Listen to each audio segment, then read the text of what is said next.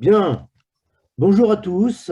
Merci d'être présents dans ce nouveau séminaire Connect Wave de cette année 2021. Donc aujourd'hui, notre sujet va traiter de l'IoT, de la RFID, des technologies d'identification et de tracking dans le transport ferroviaire. Voilà, donc nous allons avoir deux intervenants. Le premier, c'est Olivier Dupont, qui est vice-président Sales and Marketing chez Stimio, et Vincent Routaboul, directeur général de la société CIPAM. Voilà. Donc, avant de débuter, juste pour vous rappeler, pour ceux qui ne le savent pas, que, évidemment, en bas, vous avez un bandeau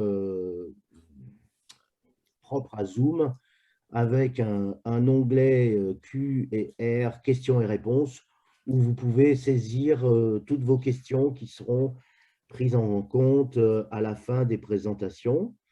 Par ailleurs, il y a un autre onglet qui s'appelle Discussion et où je vous invite d'ores et déjà à indiquer que vous entendez bien et que vous voyez bien les images, puisque c'est important dans ce genre d'exercice. Il vous suffit de taper oui, OK, c'est pour surtout nous rassurer. Voilà, dernier point. Donc, chaque présentation durera environ 20 minutes. Donc, il est 11 heures. Et puis, à midi moins le quart, on devrait être en train de répondre à vos questions. Et pour vous libérer en tout dernier moment pour aller déjeuner, j'espère. Bien, sinon, dernier point encore, les prochains webinars organisés seront le 14 octobre. Alors là, je lis mon papier, là, le 14 octobre sur l'énergie, évidemment, l'eau, gaz, électricité. Le 28 octobre sur la géolocalisation. Le 18 novembre sur la blanchisserie. Et puis le 25 novembre sur la sécurité des données. Et enfin, le 9 décembre sur le retail ou la grande distribution en général. Voilà.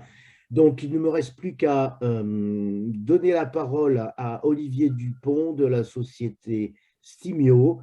C'est à toi, Olivier. Oui, bonjour à tous. J'espère que vous voyez mon écran. Si tu peux juste peut-être confirmer, Philippe, que ça fonctionne bien. Ça marche parfaitement. Bon, bah, c'est parfait. J'espère que tout le monde m'entend bien. Donc, je suis effectivement Olivier Dupont. Je m'occupe donc de la partie commerciale et marketing, donc tout ce qui est stratégie commerciale en France, mais aussi à l'international pour le compte de Stimio. Alors, j'ai quelques slides à vous présenter. Ça devrait à peu près durer une vingtaine de minutes. On va discuter de Stimio, déjà qui nous sommes, de manière à ce que vous compreniez donc ce que nous proposons, quelle est notre offre. Je vous parlerai quelques témoignages clients avec quelques citations on va dire de quelques clients qu'on peut avoir jusqu'à présent, en tout cas des grands clients, et puis quelques usages particuliers dans le monde du ferroviaire, notamment dans le matériel roulant, mais aussi dans l'infrastructure. Alors, Stimio, effectivement, c'est une société qui est aujourd'hui focalisée à 100% dans le secteur du ferroviaire. On propose des solutions de maintenance prédictive et solutions d'optimisation pour, encore une fois, l'exploitation du ferroviaire, autant pour le matériel roulant que pour l'infrastructure, donc le réseau, tout ce qui est bord de voie, etc. Alors, juste un slide peut-être avant d'introduire qui nous sommes. C'est important de peut-être faire circuler à nouveau la compréhension des besoins qu'on peut ressentir tout au long de nos journées avec nos prospects, mais bien sûr nos clients. Nos grands clients, quelque part, ont tous envie et comme challenge d'améliorer la fiabilité opérationnelle, de faire en sorte qu'il y ait une meilleure qualité de service, de faire en sorte que les trains soient à l'heure. Effectivement, souvent, il y a l'image des trains qui sont en retard est pas bonne. Donc, c'est une forte volonté de leur part d'améliorer cette notion de fiabilité opérationnelle. Ensuite, c'est de faire en sorte que la disponibilité du matériel et de l'infrastructure soit bien meilleure qu'aujourd'hui.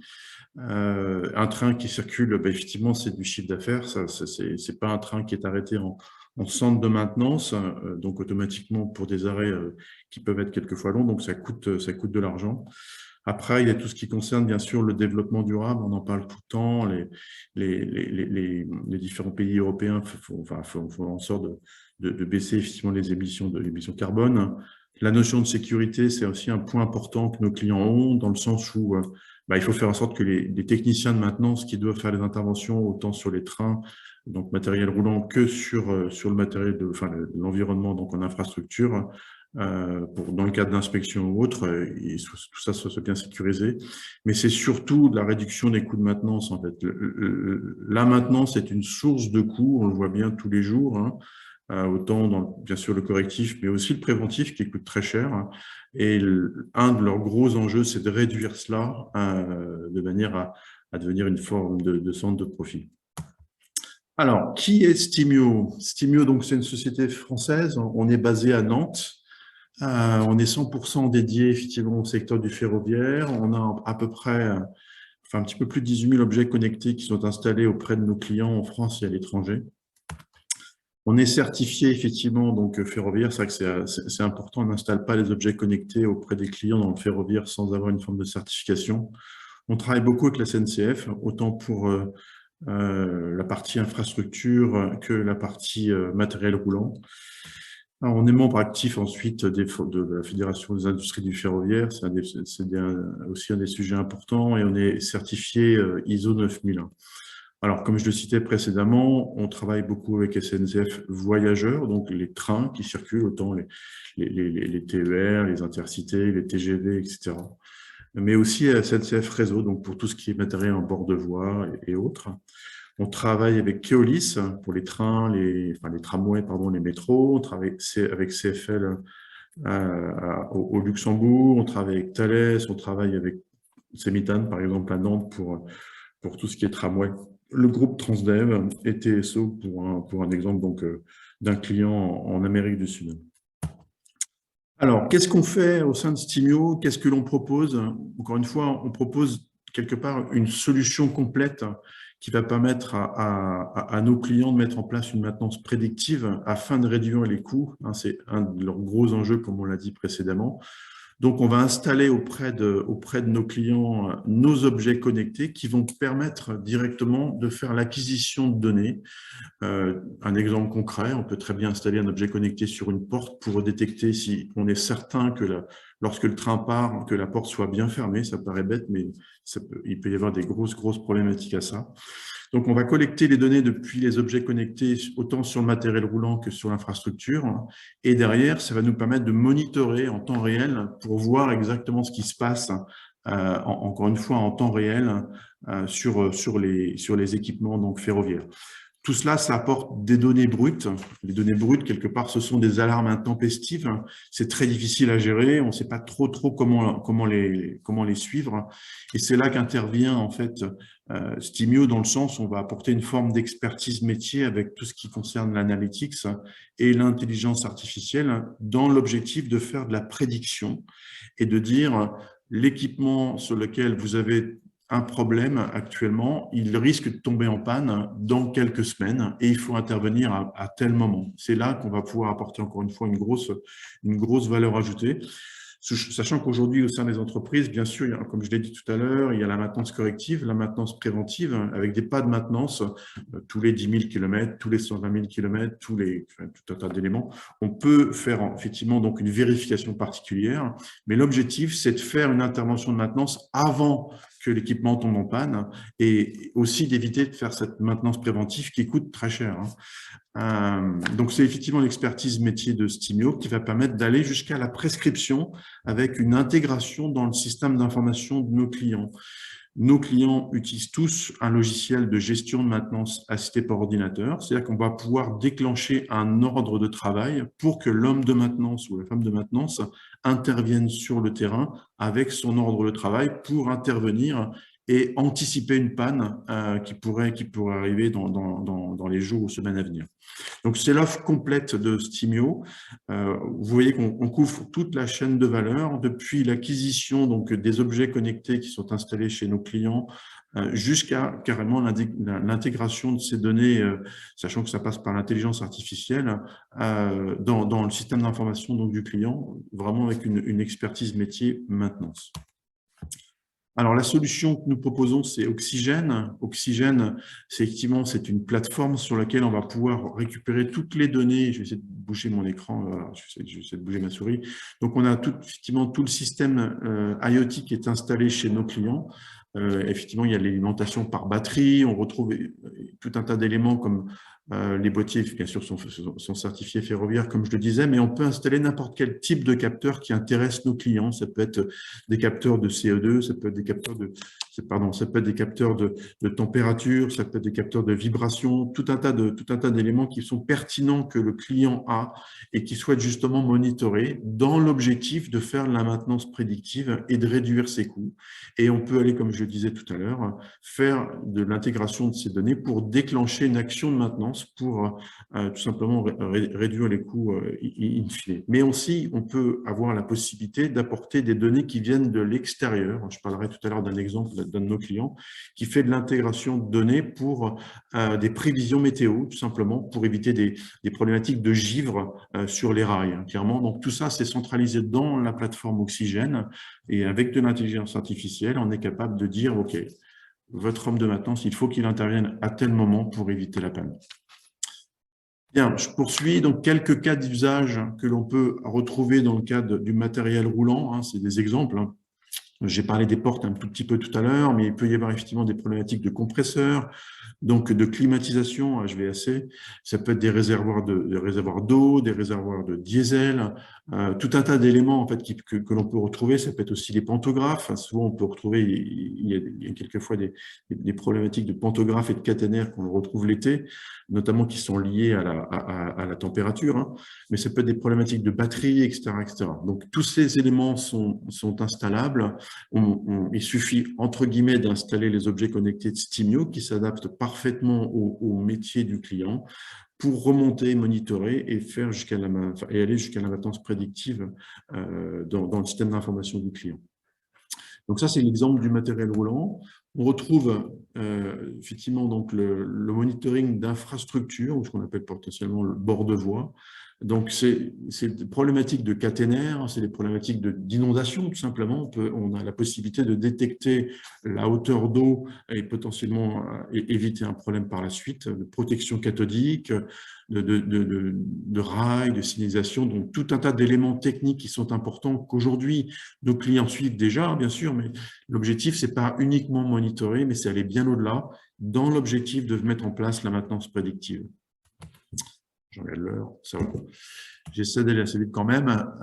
Nos facteurs de différenciation, donc on a une solution en mode SaaS, effectivement, qui permet de mettre en place cette intelligence artificielle, comme on en a parlé tout à l'heure.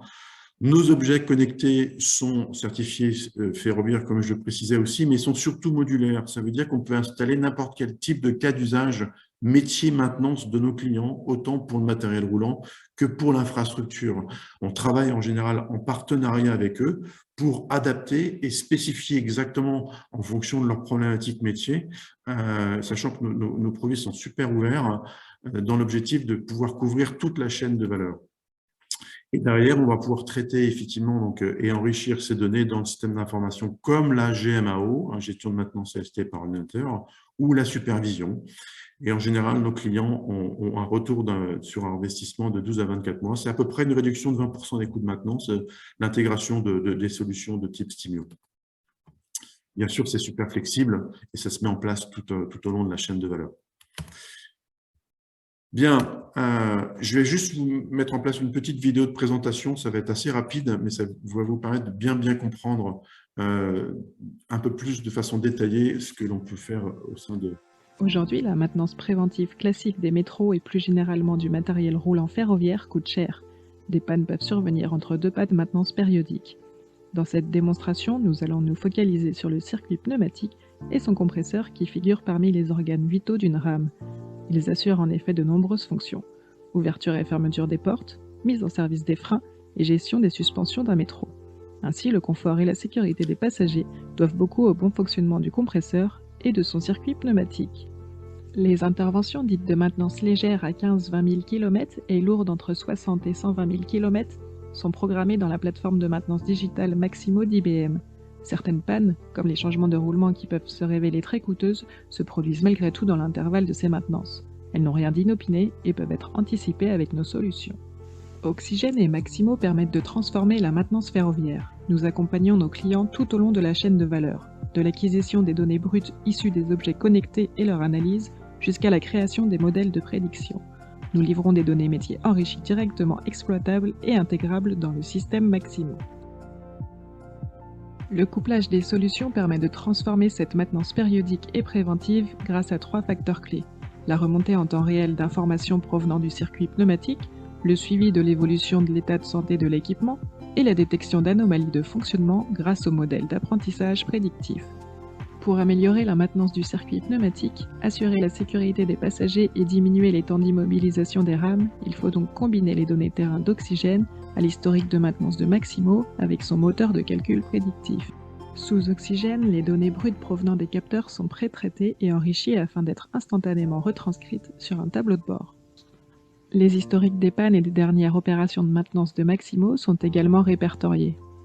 Enfin, un indicateur de santé générale du sous-système est disponible. Ces données proviennent directement de Maximo. Le pourcentage de temps en fonctionnement du compresseur sur les 30 derniers jours, sa date d'installation ainsi que sa durée moyenne de maintien de pression figurent parmi les principaux critères du calcul de cet état de santé, ici évalué à 55%. L'analyse de ces données dans Maximo Predict permet de définir le délai avant la prochaine panne, ici de 9 jours, avec une probabilité évaluée à 92%. Grâce à ces éléments, il est possible de déclencher une demande d'intervention directement depuis Oxygène, demande qui sera instantanément transmise à l'outil Maximo. L'intervention 2098 de maintenance légère est planifiée dans Maximo pour dans 6 jours. La date de la prochaine panne est prévue d'ici 9 jours. En ajoutant la tâche de colmatage de la fuite à l'intervention 2098, cela permet d'éviter que la panne ne se produise. Grâce à Maximo Predict, nous avons pu éviter la panne en modifiant une intervention prévue dans l'intervalle. À la suite de l'intervention, le score de santé de l'équipement est réévalué à 85%. L'intégrité du compresseur et du circuit pneumatique est assurée pour le bon fonctionnement des organes qui en dépendent.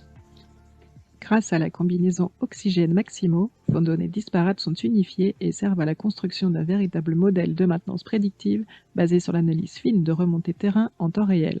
La planification de la maintenance est optimisée, vos assets sont fiabilisés pour un confort et une sécurité des passagers accrue. Bien, donc effectivement, c'est une petite vidéo qui permet de montrer toute la chaîne de valeur jusqu'à l'intégration dans une solution de GMAO comme Maximo. Hein. Bien sûr, il y en a d'autres sur le marché, mais Maximo est effectivement assez répandu sur le marché du ferroviaire. Bien, je poursuis. Quelques témoignages clients, je vais aller assez vite, il est déjà 11h20. Bon, un de nos clients importants, effectivement, donc c'est le patron du matériel roulant en termes d'ingénierie de maintenance, Thierry Faure, hein, qui précise effectivement que grâce aux solutions de Stimio, ils ont pu mettre en place la maintenance préventive, enfin, pardon, la maintenance prédictive, effectivement réduire les coûts, donc ça c'est intéressant. On a effectivement donc Monsieur Schneider qui travaille au sein de Transdev, qui précise des points importants sur l'infrastructure ferroviaire, notamment donc dans l'infrastructure. Et puis effectivement SNCF Fret, avec lesquels aussi on travaille. Bien, je continue. Donc quelques exemples, peut-être pour rentrer un peu plus dans le détail, pour que vous compreniez bien ce que l'on apporte en termes de valeur ajoutée. Un de nos clients est Keolis. Ils avaient quelques soucis dans le cadre de leur métro, donc de fuite d'air dans les circuits pneumatiques, où il y a une faute d'orthographe d'ailleurs, qui permettait d'avoir des dégradations, etc., etc. Donc on a mis en place la solution donc Oxygène, effectivement avec des objets connectés installés directement sur les rames. Et l'idée derrière, c'est bien sûr d'améliorer l'efficacité opérationnelle, comme on a pu le citer au tout début, apporter une forme de sécurité sur les agents, etc., etc. On retrouve ici l'exemple concret, hein, donc on retrouve Oxygène au centre, qui permet de récupérer et d'acquérir toutes les données en provenance de ces objets connectés. Bien sûr, on peut faire de la gestion des devices à distance.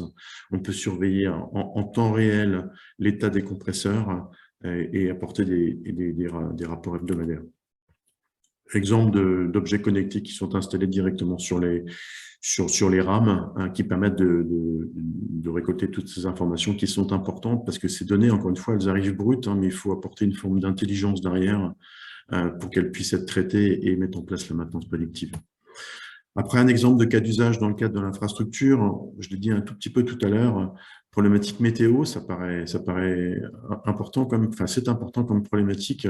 Le givre sur les caténaires peut impacter un service qui peut se dégrader et il peut y avoir des problèmes sur les pantographes. Donc, il faut être capable de prédire potentiellement avec des informations de type météo pour faire en sorte qu'on puisse éviter des pannes potentielles. Donc, tout simplement, avec l'intégration de données de type prévision météo, on est capable tout simplement d'anticiper des pannes et de faire en sorte de mettre en place une intervention en fonction des informations récoltées pour mesurer précisément exactement les différentes températures qui ont pu être détectées.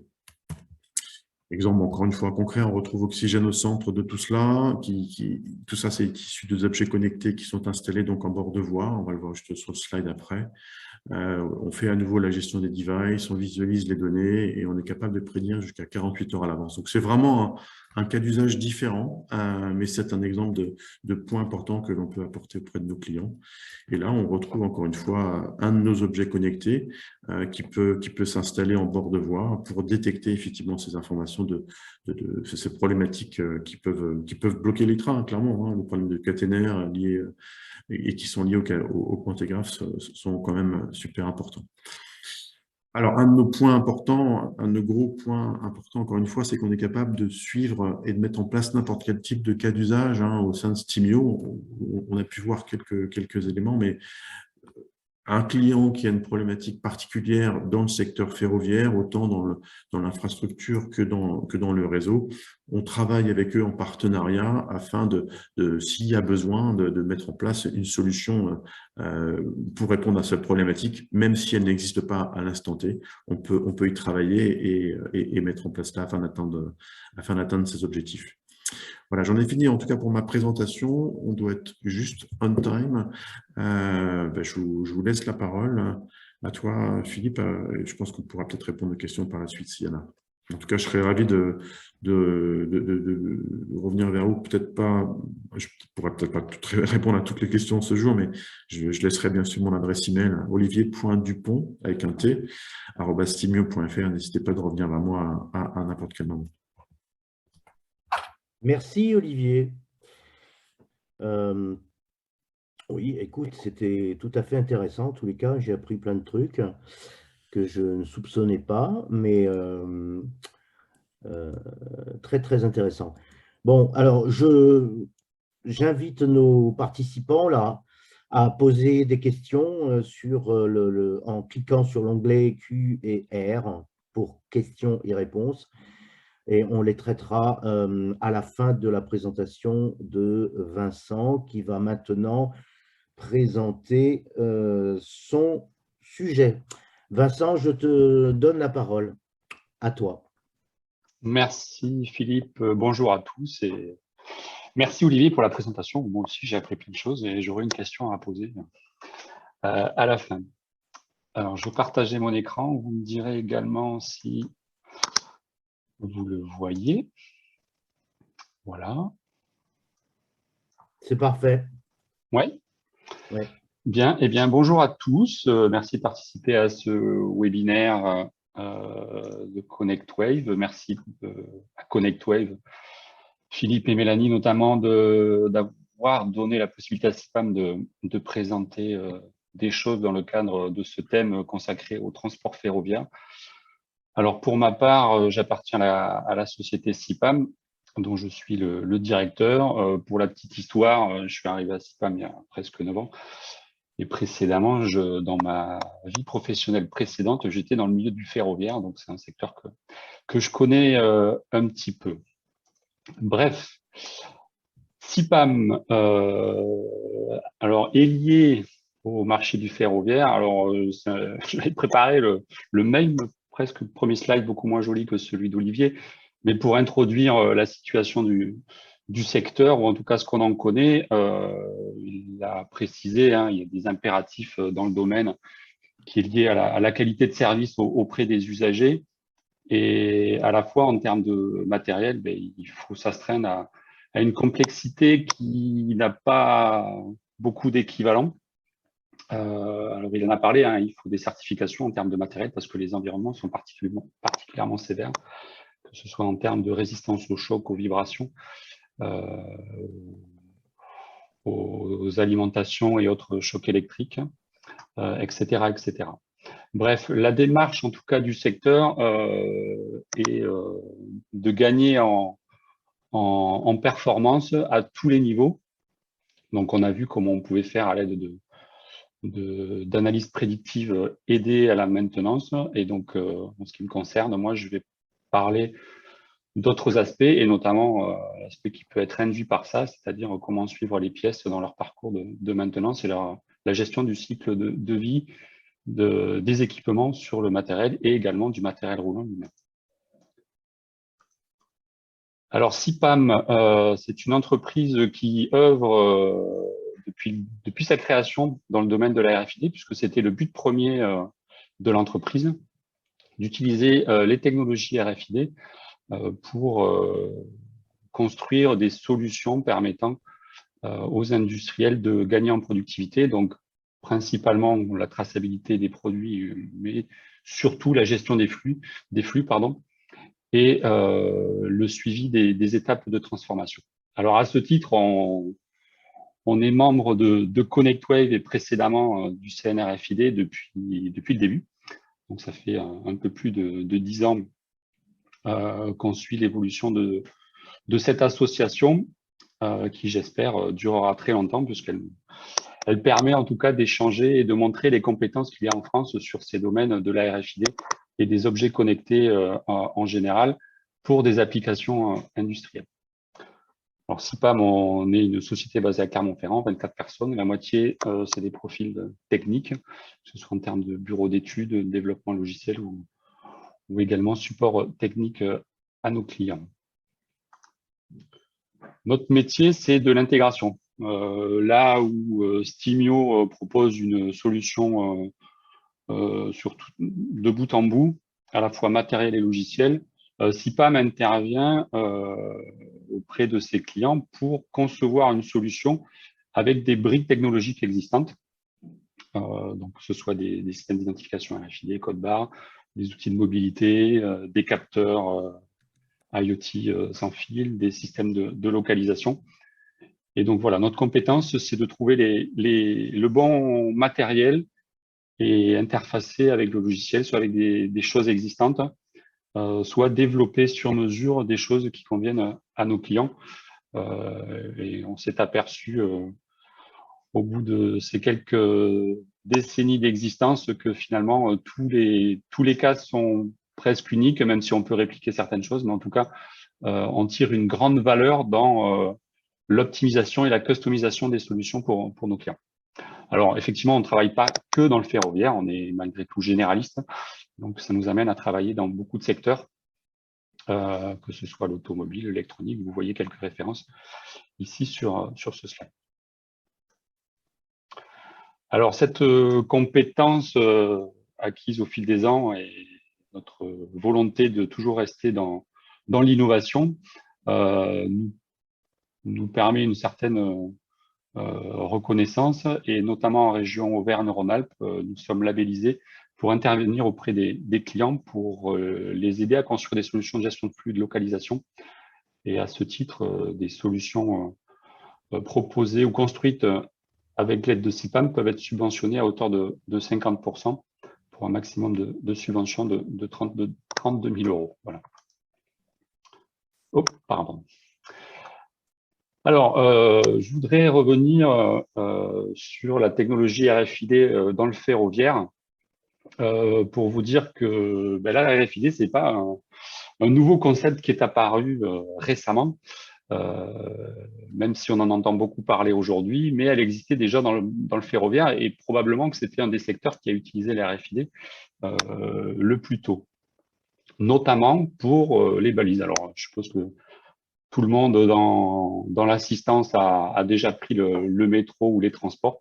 Eh bien, pour la petite histoire, et Cocorico, hein, donc c'était un fabricant français qui s'appelle Balog, qui a été racheté depuis, mais qui avait inventé un système de localisation des trains à base de technologie RFID.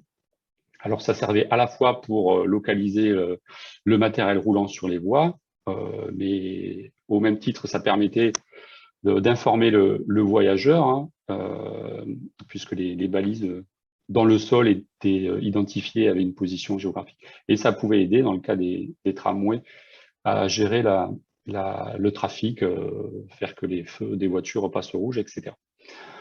Alors, ces systèmes-là, ils ont toujours cours, hein, c'est toujours installé, mais par contre, ils ont un inconvénient majeur, c'est qu'ils sont propriétaires. Et donc, forcément, il y a un problème d'interopérabilité dès lors qu'on veut faire circuler des trains qui ne sont pas équipés de ce système-là. Alors, il y a un autre sujet, et on verra par la suite, du coup, pour qu'est-ce qu'on fait aujourd'hui ou qu'est-ce qu'on va faire dans les années à venir avec les technologies RFID. Notre histoire chez CIPAM, elle est assez liée à la RFID et aux technologies que développe Michelin. Et donc, peut-être que vous ne le savez pas, mais à l'horizon 2023 ou 2024, 100% des pneus Michelin seront connectés à l'aide de puces RFID. Et un des premiers secteurs qui a utilisé ces puces RFID, ce sont les pneus utilisés dans les transports en commun. Parce que dans le ferroviaire, il n'y a pas que les trains qui roulent sur des rails, mais il y a aussi les métros à pneus et les tramways à pneus. Et donc, au même titre que les autres pièces des véhicules, les pneus peuvent posséder une puce RFID. Et donc, cette puce RFID, elle va servir, on le verra peut-être tout à l'heure, à la traçabilité des pièces, à la maintenance, comme l'a évoqué tout à l'heure Olivier, et évidemment à la gestion de la flotte du parc. Alors maintenant, une des fonctions principales de la RFID dans les trains, c'est finalement la chose la plus simple, mais qui n'était pas forcément triviale, c'est d'identifier les rames, les voitures, enfin tout le matériel roulant. Pour plusieurs bénéfices. Bon, évidemment, ça sert à localiser, à détecter les trains au passage, mais là, par contre, la filière a fait un gros effort d'homogénéité et d'interopérabilité. Et sous l'impulsion des organismes de normalisation comme AFNOR, appuyés par des organisations comme GS1 et l'alliance Rain RFID, alors tous les acteurs se sont mis ensemble pour créer une norme basée sur les standards GS1 et Rain RFID, pour permettre une identification des matériels roulants qui soit la même sur tous les territoires, de manière internationale. Donc, forcément, ça a pris un peu de temps, mais cette norme est sortie l'année dernière, et donc maintenant, l'idée, c'est que tous les trains et tous les matériels roulants seront identifiés, et donc on pourra savoir précisément l'identité d'un équipement à un endroit précis où on détectera à l'aide d'un lecteur RFID.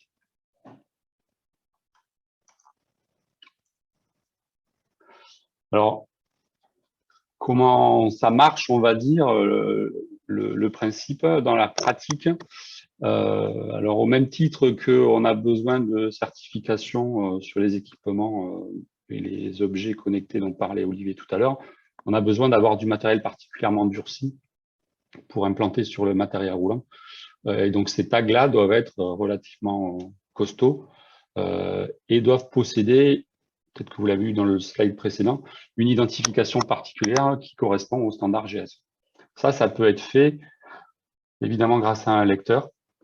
Alors chez CIPAM, je fais un peu de pub évidemment, mais on peut développer ce genre de machines qui permettent de marquer au laser les tags tout en inscrivant les données dedans et en récupérant les données et en les transférant vers une base de données centralisée, qui pourra fournir des informations sur le tag, ou plus précisément sur le matériel roulant qu'il identifie, à des parties qui seront autorisées à accéder aux données.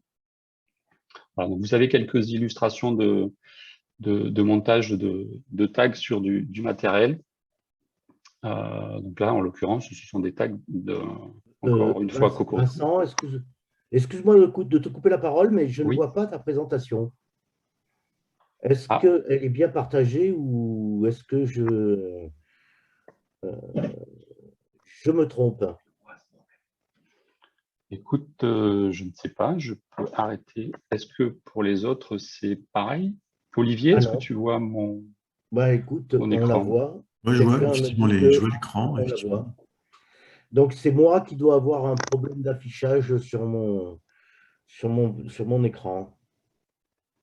Ok, eh bien alors je continue, désolé Tu peux Philippe. continuer, oui. Et donc voilà, je montrais des tags implantés sur du matériel. Comme l'a évoqué tout à l'heure Olivier aussi, on est dans des environnements assez contraints hein, en termes d'huile, de température, etc., etc. Donc il faut des équipements.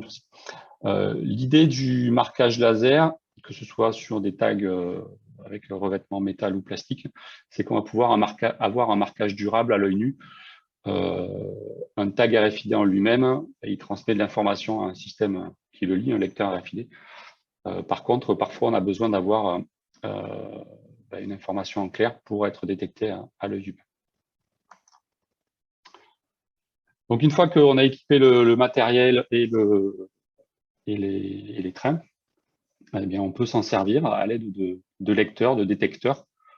Donc, c'est ce qui se passe. Hein. On a fait un système pour SNCF il y a peu de temps qui est en cours de déploiement pour détecter les trains lors de leur passage, sachant qu'on a ajouté une fonctionnalité de détection du sens, donc la direction, soit d'un côté ou de l'autre, qui peut avoir de l'importance. Alors ça, c'est un élément qui n'a pas été intégré dans la norme dont je parlais tout à l'heure, mais qui peut avoir des bénéfices sur des lieux de passage pour améliorer la connaissance des mouvements de train.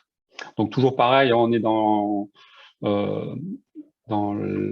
l'écosystème des échanges de données. Hein. Olivier l'a évoqué tout à l'heure. Les capteurs ou chez nous les tags RFID, c'est bien, ça donne de l'information, mais la donnée, si elle n'est pas utilisée, elle n'a pas d'intérêt. Donc, ce qu'il faut mettre en place, c'est pas seulement des tags, c'est pas seulement des lecteurs, mais derrière, il faut construire la solution qui permet de transmettre les données le plus temps réel possible, sous la forme qui est attendue, et pour qu'elles soient disponibles le plus vite possible et de manière la plus fiable possible à toutes les parties intéressées.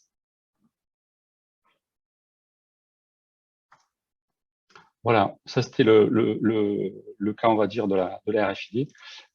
Il y a un autre aspect qui est lié, j'ai envie de dire. En RFID, on peut avoir de la localisation si on a l'infrastructure qui est déployée.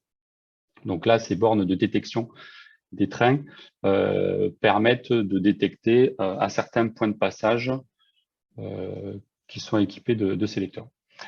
Pour un certain nombre de choses, on a parlé tout à l'heure des wagons de fret, notamment on a besoin d'avoir une localisation la plus globale possible avec une position GPS qui remonte de temps en temps. Alors aujourd'hui, il y a des choses qui existent, vous le savez bien, en termes d'IoT, des balises qui vont récupérer une coordonnée, alors non pas GPS, mais GNSS, puisque finalement, les puces aujourd'hui intègrent plusieurs systèmes satellitaires, qu'ils soient américains, GPS, ou européens, Galileo, ou les Russes et les Chinois. Ça permet d'avoir une position. Par contre, après, on arrive au même problème, c'est comment remonter la donnée. Aujourd'hui, ça se passe beaucoup avec du cellulaire ou des protocoles dits bande étroite comme Sigfox ou LoRa. Néanmoins, ça reste des réseaux radio à couverture terrestre, donc qui nécessitent des pylônes et des antennes. Et évidemment, il y a des endroits où il n'y a pas forcément de couverture, ce qu'on appelle des zones blanches. Pour lutter contre ça, on peut avoir recours à des choses un peu plus distantes, à savoir utiliser des satellites. Et donc, il y a une nouvelle technologie satellitaire développée par la société Kineis, ou en tout cas offerte par Kineis, qui permet d'avoir des communications satellitaires bas coût et basse donnée, donc ce qui ouvre de nouvelles perspectives en termes de localisation globale, quel que soit l'endroit. Et donc, je voulais vous en parler parce que c'est quelque chose qui, pour moi, est une bonne évolution pour tous ces secteurs demandeurs de localisation assez globale sur des équipements qui ne sont pas pourvus d'alimentation, comme des wagons de fret. Donc, ça permet d'avoir une information de la position de ces wagons-là.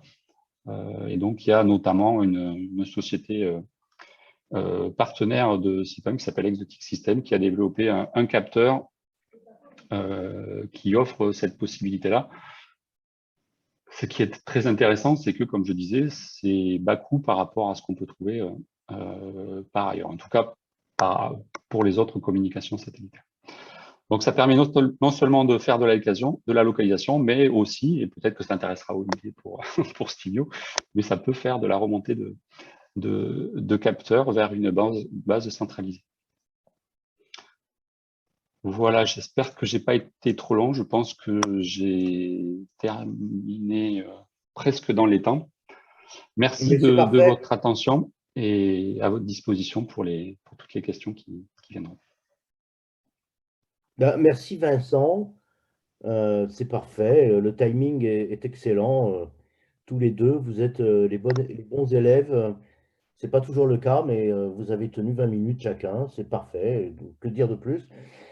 Si ce n'est que tout ça, c'est très intéressant, effectivement, c'est le ferroviaire, je ne connaissais pas trop, et je m'aperçois qu'il y a des choses intéressantes.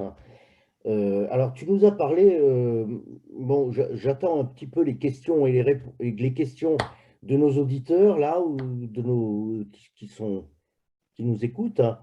Mais bon, moi, je vois que tu as fait allusion à une démarche de standardisation ou de normes à vérifier qui a été publiée l'année dernière sur l'identification des voitures, des wagons, des trains, que sais-je.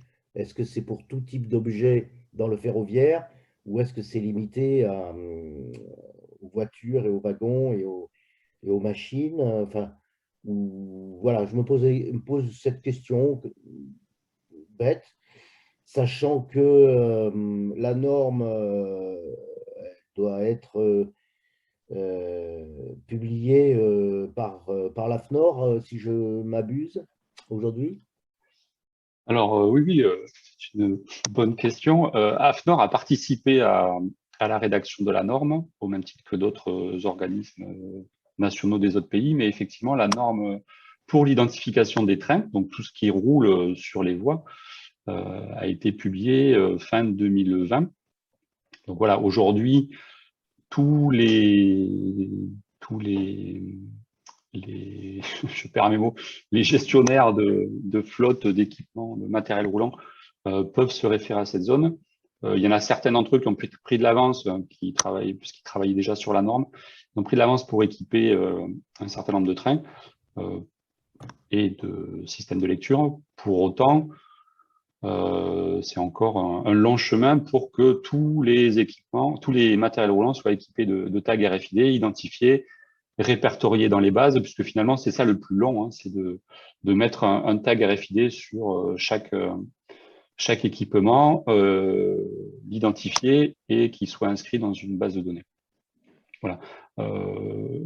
Alors, la SNCF a commencé. Je ne sais pas où est-ce qu'ils en sont exactement, mais c'est en cours.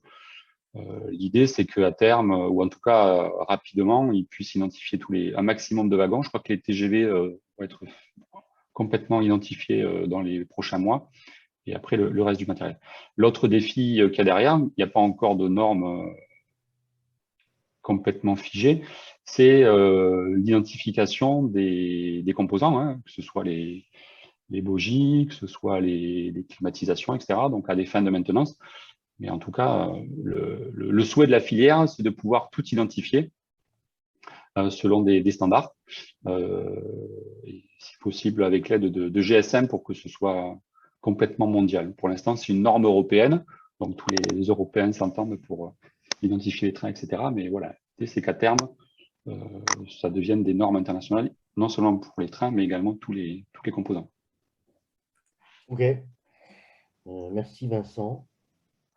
Et quant à Olivier, j'ai là aussi très, très intéressante présentation. Donc, on a vu plein de cas d'usage là que tu as présentés avec différents types de problématiques sur la maintenance prédictive des compresseurs, etc., etc. Alors, comment vous faites pour vous adapter ou bien étudier des cas particuliers ou spécifiques à la demande d'un client? Vous mettez au travail à partir de la page blanche, c'est ça, ou bien… Oui, c'est vrai que c'est une bonne question, Vincent. C'est un point important parce que c'est un peu comme ça quelque part qu'on a démarré Stimio, hein. Le ferroviaire, c'est un peu de la haute couture, hein, et je me rappelle, je vais pas citer le nom de la personne qui me l'a dit, mais c'est un peu ça. C'est quelqu'un assez haut placé au niveau de la SNCF. Et le truc, c'est que il faut vraiment déjà, la première chose que l'on fait en général avec nos consultants en interne chez Stimio, c'est de bien comprendre le besoin et l'objectif à atteindre de nos clients. Parce que ça, quelque part, c'est un travail important à mettre en place avec l'équipe de consulting. C'est-à-dire qu'on travaille sur une forme d'étude de cadrage, on va faire un petit état des lieux de la situation en fonction des objectifs à atteindre. Et on va tout simplement drafter au sein de l'étude de cadrage une forme de périmètre à réaliser, et on va tout simplement concevoir l'objet connecté pour répondre au mieux aux clients si on n'a pas effectivement ce cas d'usage en l'état. Les objets connectés de Stimio, le gros intérêt, c'est qu'à l'intérieur de l'objet, il y a effectivement donc une CPU. Et dans le logiciel, ça a été conçu de manière à être paramétré super simplement pour que ça se mette en place très vite, que ça s'adapte super rapidement à un besoin qui n'existe pas. Ça veut dire qu'on peut mettre en place n'importe quel type de cas d'usage qui va pouvoir se connecter à un capteur particulier, mais on a tout simplement une méthodologie assez professionnelle pour suivre la mise en œuvre de ce cas d'usage nouveau quelque part avec nos clients, sachant que la première chose, c'est la compréhension des besoins, donc l'écoute, et derrière concevoir de A à Z si l'objet n'existe pas, afin de derrière le déployer et d'en assurer sa maintenance. Sans difficulté. Ok. Merci Olivier. En tous les cas, ça me paraît une démarche tout à fait pragmatique et une méthodologie pertinente, hein. Bon. Je ne suis pas juge, mais c'est mon opinion. J'ai une question pour Vincent. Donc, c'est une question de Christophe Simagnac. Ça concerne la détection en bord de voie. Quelle distance de lecture est attendue et à quelle vitesse du train, enfin, quelles sont les spécifications de ce type de détection dont tu as parlé? Très bonne question. C'est que ma présentation n'était pas assez détaillée, mais c'est une très bonne question. La performance de distance de lecture est attendue entre 2,50 m et 6 mètres au moins, voire plus dans certains cas. Mais il y a un projet de norme aussi sur les performances attendues. Mais voilà, c'est entre 2 et 6 mètres, on va dire. Sachant que effectivement, les trains peuvent passer à 200 ou 300 km/h. Alors aujourd'hui, il y a pas mal d'études en cours, il y a des expériences de quelques années qui ont prouvé qu'on pouvait lire à 200 km/h les tags sur les trains. Maintenant, il n'y a pas d'exigence normative là-dessus, mais en tout cas, on sait détecter à 60, 70, 80, 90 km/h tout ce qui est train Intercité, on saura lire, et potentiellement les TGV, enfin les trains à grande vitesse, très rapidement, on pourra les lire à 300 km. D'accord. Oui, ce qui est quand même… alors, bon, enfin, au passage de ce que tu viens de dire, j'ai entendu une phrase, mais qui soulève mon intérêt, c'est tu as parlé de normes de performance ou de standards de performance à définir. Et j'ai toujours du mal à savoir comment ces performances sont mesurées et sont reproductibles, si tu vois ce que je veux dire. Parce que c'est bien de faire des normes d'identification avec des codes. Bon, ça c'est assez, quelque part un petit peu scolaire, mathématique, si je puis dire. En tous les cas, c'est déterministe. Mais en revanche, définir une performance selon la météo, s'il y a du vent, s'il pleut, s'il fait très froid, etc. Tout ça me paraît un peu plus flou, mais donc je conçois qu'il faille porter un cadre, hein. C'est à ça que tu faisais allusion peut-être. Oui, c'est exactement ça. C'est dans certaines conditions, il faut que les tags puissent avoir telle performance. Donc, mais effectivement, ça reste du test ponctuel de laboratoire et on ne peut pas couvrir l'exhaustivité des cas dans la nature. Et donc, tu l'évoquais, hein, ça reste de la transmission radio. Donc, évidemment, c'est impacté par les conditions. Je ne sais pas, moi, s'il y a des masses métalliques environnantes, la météo, donc ça va créer des perturbations, du fading, etc. Enfin, oui, tout ça, ça fait que en réel, et c'est bien aussi une des complexités de la RFID, c'est que en fonction de l'environnement, on n'a pas forcément les performances attendues. Ouais. Oui, bon, écoute, en tous les cas, c'est impressionnant. Sinon, tiens, j'ai encore une nouvelle question qui vient de tomber, hein. Bon, donc on va quand même, j'espère qu'on va arriver à aller partir déjeuner à midi, mais une question pour vous deux, mais en tous les cas, je pense que vous avez la réponse. Est-ce que la SNCF ou les autres opérateurs imposent un tag ou un type de tag pour certaines performances? Alors aujourd'hui, ils imposent dans les nouveaux cahiers des charges que le matériel soit équipé de tags. Maintenant, je ne suis pas dans le détail de ces cahiers des charges-là. Je ne suis pas sûr qu'ils imposent un type de tag précis. Par contre, ils vont imposer probablement des performances. Comme je le disais tout à l'heure, il faut que ce soit lisible à 6 mètres. Si possible, il faut qu'il soit installé sur le matériel sans perçage. Ça aussi, c'est une difficulté. Un tag RFID qui tient pendant 30-40 ans sans être vissé ou riveté sur la carcasse du train. Donc, voilà, il y a tout un tas de challenges aussi sur les tags, mais à ma connaissance, ils n'imposent pas un type de tag particulier. Après, il y a des tags, des fabricants de tags qui font des choses qui fonctionnent bien. Il y a des retours d'expérience, il y a beaucoup de bibliographie sur le sujet avec des produits qui marchent bien. Par contre, ce qu'ils vont imposer probablement sur les pièces, c'est un marquage spécifique. Donc, comme j'expliquais tout à l'heure, avec à la fois de la RFID et à la fois du marquage en clair avec un formalisme précis. D'accord. Ok. Bon. Bah, écoutez… Alors, moi, j'avais une question pour Olivier, si je peux me permettre. Je t'en prie. Alors, je crois que ça a été plus ou moins dit mais, dans ta présentation, mais les capteurs et les équipements, ils restent dans le train. Ils ne suivent pas les équipements lorsqu'ils vont en maintenance. Je ne voudrais pas te raconter de bêtises, je ne sais pas répondre exactement, mais je pense qu'il reste dans le train dans tous les cas. Mais si tu as une partie du train qui va en maintenance, en général, le train part dans le centre de maintenance et l'équipement, enfin l'objet est avec le train, bien sûr. Donc il est fixé tout à fait. Il suit directement pour l'intervention de maintenance, tout à fait. D'accord. Ok. C'est pas des capteurs qui sont implanté sur la climatisation, sur… Ça pourrait être le cas. Hein. Ça pourrait être le cas. Dans le cadre de la climatisation, tu peux très bien avoir des capteurs de vibration, par exemple. Ouais, c'est ça, par exemple. Voilà, Okay. exactement. Et là, le capteur de vibration va être fixé sur la solution de vibration, sur la solution de vibration et peut très bien aller en maintenance, tout à fait. Ok, merci.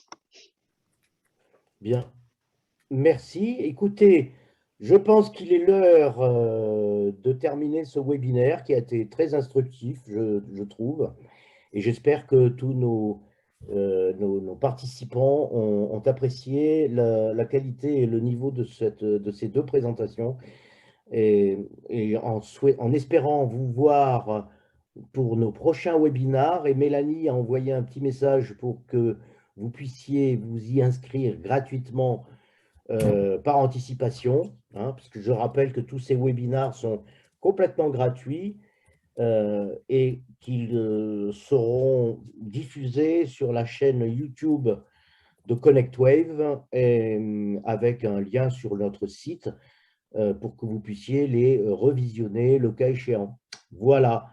Eh bien, il ne me reste plus qu'à remercier Vincent Routaboul de la société CIPAM et Olivier Dupont de la société Stimio, encore une fois avec tous nos remerciements pour cette excellente prestation. Bonne journée à tous. Merci, bonne journée à tous, au revoir. Merci à tous, bonne journée, au revoir. Au revoir.